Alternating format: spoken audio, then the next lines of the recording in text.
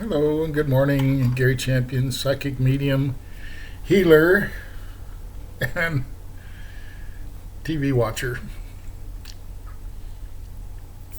This is a film about leftover things and future things. I don't know if you watched a video of mine a few months ago. I talked about a shadow figure going into a house up the top of the hill. Well, I saw it again. Don't know why they're there. It's a repeat performance. And we sort of know the people there. I mean, they have a nice dog. I'm not going to say their names, but nice people. Right? I'm not obviously not going to tell them that there's a shadow person. First, I'd have to define shadow person. I'm not even sure what that is. It's a representation of a spirit that can be seen in this realm, in this world. That's all it is. Yes, there's a real spirit there. It's a shadow, but there's a real spirit there. That's their ability. And those who are sensitive, you don't have to be a medium, just people who are sensitive see them all the time. Anyway, it's a repeat performance. These are follow-ups. And then the video I did about Ghost Dog. I didn't know what to call a dog. Ghost Dog, where he appeared, was going to a bathroom visit in the middle of the night. And a little dog about like this and spinning around, and I put my hand in it and it sort of broke up and then went back together again. It's a representation of what they look like, and I couldn't figure out it looked like a black dog because it's a black shadow. I don't know, a couple of weeks later, on the very same spot, I think I'm walking through, and someone says, "Ghost Dog is Butch." Well, I know who Butch is. Butch is a dog that belonged to my childhood friend, Ray Orr. I think if you watched all my videos, you know that Ray Orr saved me one day. Saved me from the clutches of someone who was going to beat me up. Because as a sensitive, you don't protect yourself well as a child. You're just wondering. I was just wondering what I was doing there most of the time. What was my role here, even at the young age? This was see, how old was I? I was 12. I remember clearly. The guy named Howard the Coward was going to beat me up. And Howard there was something wrong with him. He wasn't right in the head. And in the 60s, there were very rarely people like that. You didn't see them. There was a couple, in the town where the incident happened in, he was the only kid that I knew like that. Anyway, he didn't know what he was doing. Ray made sure that he didn't know they better not. He was just said he was going to beat me up, and he came at me, and Ray stopped him. And ever thankful to Ray for that. But Ray was more things. He was a mentor. He was a kid who didn't have a father. He didn't have a mother. He had a grandfather who cooked squirrel soup in the huge pot like this because that's what they had. A few potatoes and carrots and a squirrel and a little frame house. But he taught me a lot about life at a young age because he knew it and I didn't know it. And Butch the dog was a funny dog. He was kind of a brown and white dog with a little short tail about like this, a little terrier, like almost a Jack Russell, kind of like that.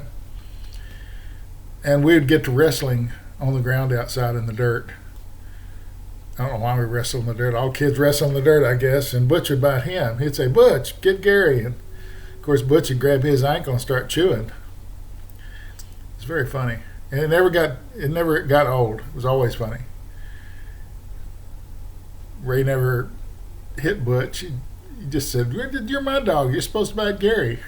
Stuff like that. So we had a lot of fun. Butch was a great dog. But I haven't seen Butch since I was 12 or 13 or 14 maybe. I think I was 12 when we moved away from there. I never saw him again. Yeah, I was 12. I was in the 6th grade. It was about 6 weeks into the 6th grade.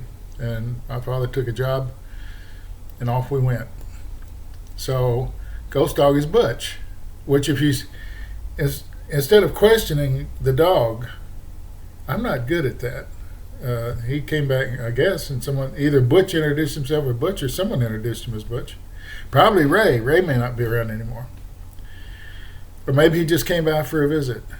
Things do that, which is part of the video, trying to explain why spirits do what they do. He didn't have a reason. I must have just been thinking about him. He came by, saying you don't forget dog's name Butch when you're 12 years old that bite your best friend Ray Orr. So I remember Butch real well, but in the black shadow I couldn't see who it was. Spirits are funny. They're people just like us, but they have a different agenda. He just wanted me to know he was around. That's all it was, and that made me feel good. Butch was here to make me feel good. Moving the video into something else, I started watching television. My wife's been away for a few days, and I started watching these Paranormal Investigation movies, which I never watch. They're about 40, 45 minutes long. Why? Because I know why the spirits are there, mostly. I mean, I know what it's about. They're trying to find evidential proof that spirits exist. Well, I don't need that. I know they exist. And when they come out of these old buildings, they know too. It's that one with Osborne, Jack Osborne, who's the son of Ozzy Osbourne, the great rocker. Sabbath, Ozzy Osbourne, Blizzard of Oz. I mean, I'm not a heavy metal person, but he certainly is a giant among heavy metal. I mean, it's not too many, and he rarely performs anymore, I think. I think he's retired because he's old. He's my age. But a giant among early metal people. If you ask someone about Sabbath, if they don't know who Sabbath is, they're not an early metal or heavy metal person. They don't know anything, because they came out with those heavy riffs that no one ever heard before. Anyway, now they're common. I started watching one with Jack Osborne. She's got this other girl. I can't think of her name. I've seen Jack Osborne. He did a series with his father. Ozzy and Jack Take America, or Detour America, something. They get in a van, they travel around America, and Ozzy is exposed to all these things. Because as a rocker, he never saw anything. He was on a van. I mean, he'd get on a bus and go to the next gig. Anyway, bonded Jack and his father together because they never saw each other. So I started watching these about Portal to Hell. He's got a new series called Portal to Hell, and they go from haunted place to haunted place looking for a portal to hell, which, number one, assumes that there is a hell, which I do not think there is. Why? Because as a medium talking to spirits all day long, no one's ever mentioned it. No spirit ever, thousands and thousands of them have ever mentioned hell. So, but it gets paranormal people excited because they do believe in all these strange things. So, anyway, I don't know which series I'm in. I don't even know why I'm watching them. But I don't question it. I've stumbled into it and I'm looking at it. And no, it's silly for me to watch it. But the look in these people's eyes and the things that happen to them is exciting and real. And I'm all for real. Whatever's real, I'm in for it. So last night, my wife hadn't got home yet. That's what it was. And I was watching one. And it sounds like I'm waiting around for my wife to get home before I actually do anything. That's not true. I'm setting up work, doing readings. And I can't remember where they are, but they hear footsteps. They're in the old fortress up at the one that was attacked by Indians. That was a British-French thing. Anyway, it doesn't matter what it is. And they're in there, and they hear these walking footsteps, which you can hear if you're just a normal person. You don't have to be sensitive to hear them. Probably an old guard walking. Well, these people were massacred. There's about 300 of them. And they see shadows. They get their shirts pulled and tugged. They're just playing with them. That's all it is. They're saying, yeah, we're here. You see us, we're here. They pull their hair and say, yeah, we're here. Now what?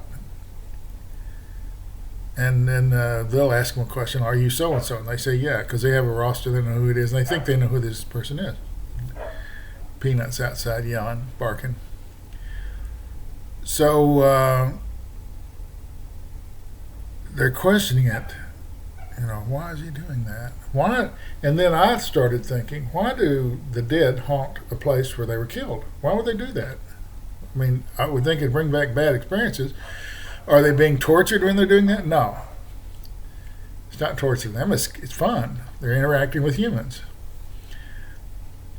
And usually when I do a reading, it's a relative or a guide interacting with me to tell you something. So I know and they get a medium, but they don't get the words I'm getting. They're not seeing the things I'm seeing. I guess it's different for everybody. Anyway, I think someone asked, well, why are they here? Why are they haunting this place where they were killed? And my guy said, it's their choice to do so. Simple little sentence explains it all. It's their choice to do so. No, they're not chained there by the other side. They don't have to be there.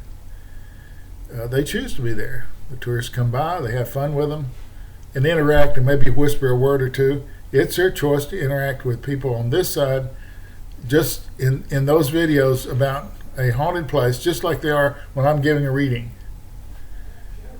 It's exactly the same process. They choose to do so. So I just thought I'd share that with you. That it's not a portal to hell, and they're not suffering. They choose to do so because interaction with people is interesting. They pull your hair, they'll say words, just to see what your reaction is. Mostly they're just pulling your tail to see what you'll do, and maybe provide a little information from that side to this side as to what actually happened historically. Anyway, that's my video for today, and it all occurred all in one short period of time. Interesting. Spirits just like us. We choose to go to the mall. We choose to buy a new car. We choose to shop for groceries. We choose to interact with someone on the street. It's no difference. No fear, no regret, no anger. Thanks for